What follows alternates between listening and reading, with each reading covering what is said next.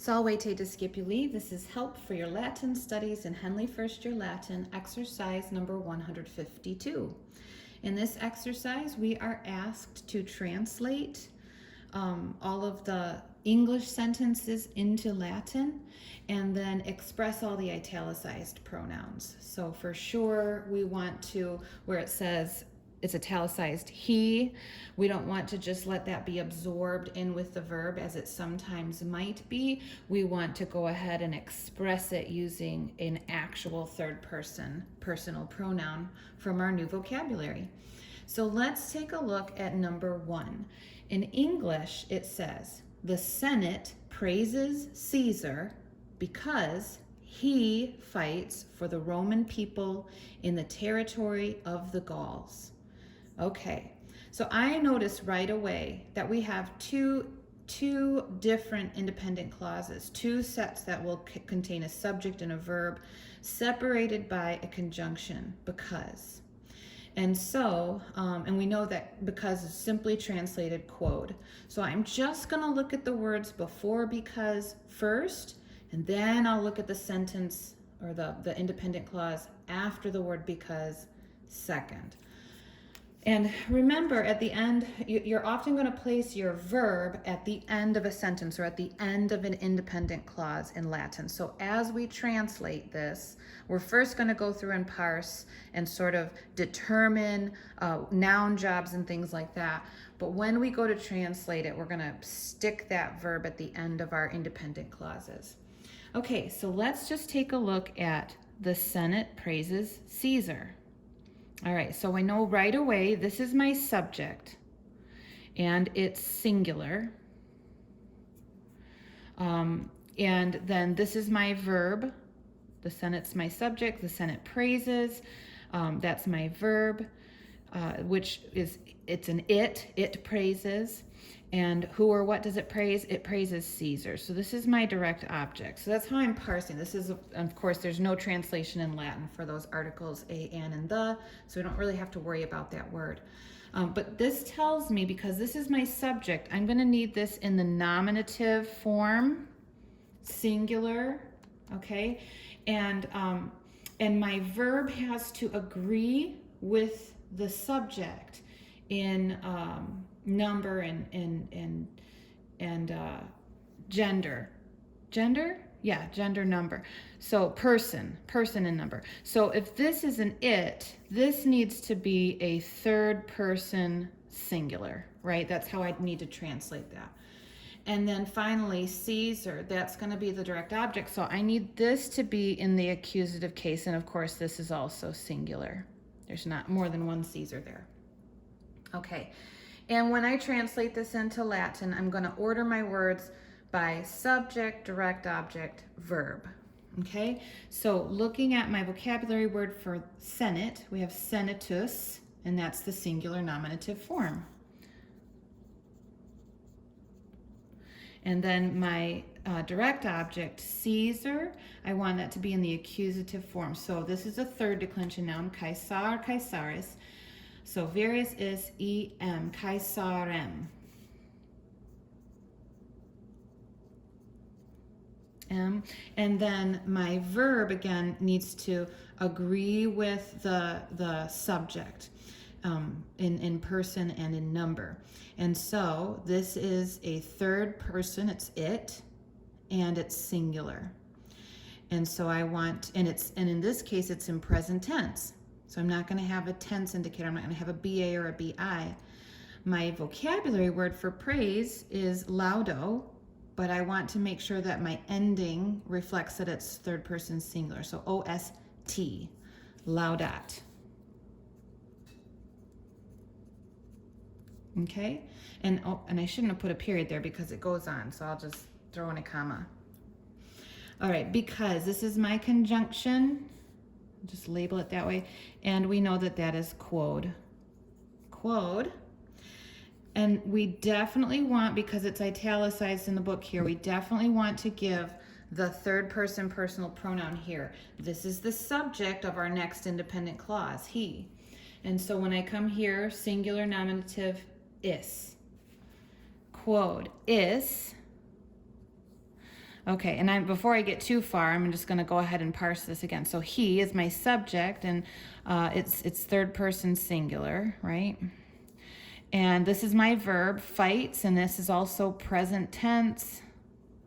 And it's going to agree in number in number and person with the subject. So it's also going to be a third person singular translation there. All right, for the Roman people. Well, this in Latin is on behalf of, so we're going to use a preposition. This is our preposition in Latin. For what's our object of the preposition? For people, for the people. So this is our object of the preposition, which is this particular preposition is pro. I'll just put that under here. And it takes the ablative. So we're definitely going to put our object of the preposition in the ablative case. And then this word Roman is actually an adjective. Which people? The Roman people. So this is an adjective, and we know that adjectives have to agree with the noun that they modify in gender, number, and case.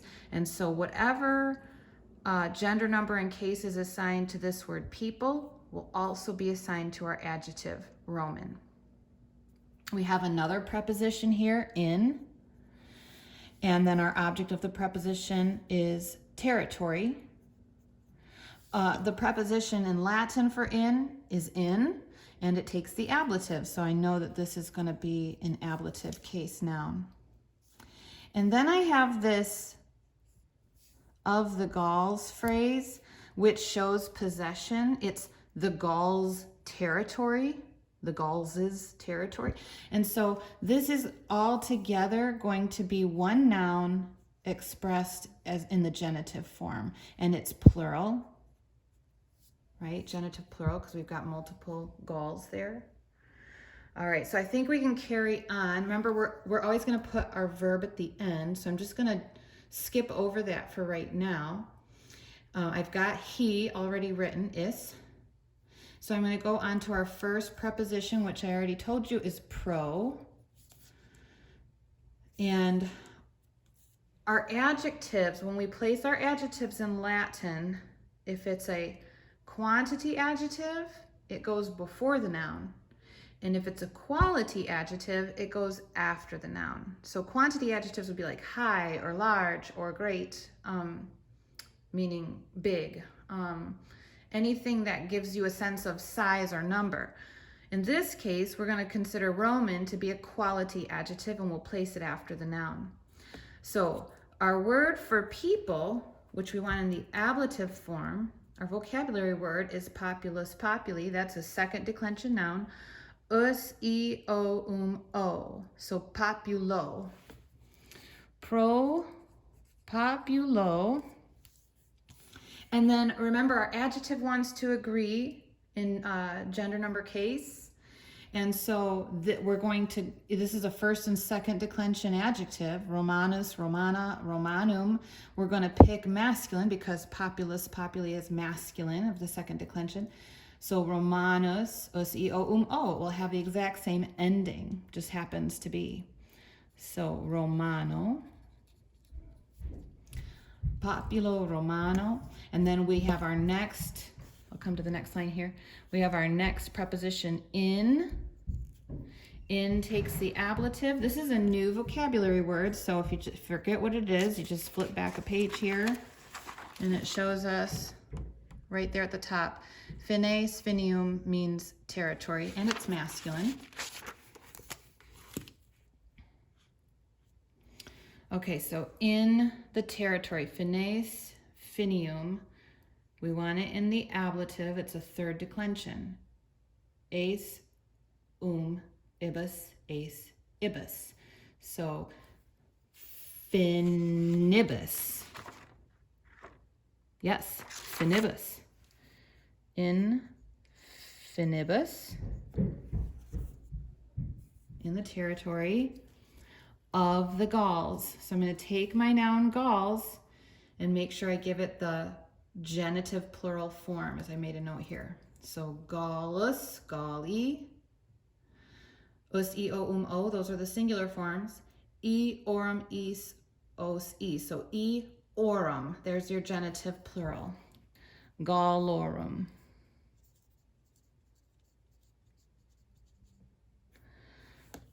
And let's not forget our verb, always comes to the end. So pugno, pugnare, pugnavi, pugnatus means fight. This is agreeing with our subject. He fights. Present tense, third person, singular. So it's going to be pug, and then it's a first conjugation verb, so it's going to have that a connecting vowel, and the ending for third person singular is simply t, pugnat. Senatus Caesarem laudat, quod is pro populo Romano in finibus Gallorum pugnat. And then just go on to sentence number 2. Take it word at a time. You'll do great. I hope this has been helpful. Have a great day.